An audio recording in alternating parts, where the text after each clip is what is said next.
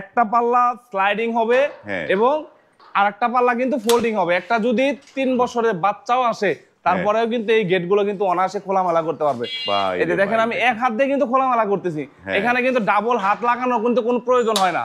এই যে দেখেন একটা হাত দিয়ে কিন্তু খোলামেলা করতেছি, এখানে ডাবল হাত লাগানোর কোনো প্রয়োজন নাই এই গেটের মধ্যে। এক হাতের কামাল এগুলো, এক হাতের কাজ। এমনি তো বললাম না যে ভাই একটা যদি 3 বছরের বাচ্চা এসে যদি এই গেটটা যদি খোলামেলা করতে চায় সেই ক্ষেত্রেও কিন্তু খোলামেলা করতে পারবে অনায়াসে। আর এই গেটের মধ্যে সবচেয়ে বৈশিষ্ট্য কিন্তু এখানে আরো একটা আছে, যেমন এই গেটের মধ্যে কিন্তু অনেক ভাইরা কিন্তু পকেট পাল্লা নিতে চায়। অনেক ভাইরা বলে যে ভাই এটাতে কিন্তু পকেট পাল্লা নেওয়া যায় না, এই করা যায় না, সেই করা যায় না। আসলে কিন্তু না ভাই, এটা কিন্তু সঠিক না। এই গেটের মধ্যে আপনি চাইলে যে কোনো জায়গায় পকেট পাল্লা করে নিতে পারবেন।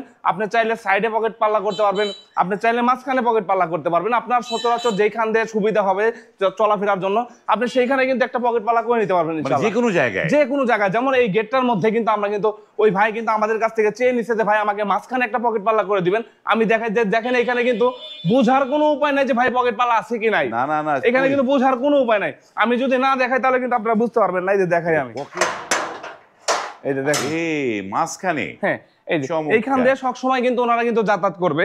এই ক্যাটাগরিতে কোনো ভাই যদি আমাদের কাছ থেকে মালামাল নিতে চায় তাহলে প্রতি স্কোয়ার ফিট খরচ পড়বে মাত্র 1500 টাকা স্কোয়ার ফিট।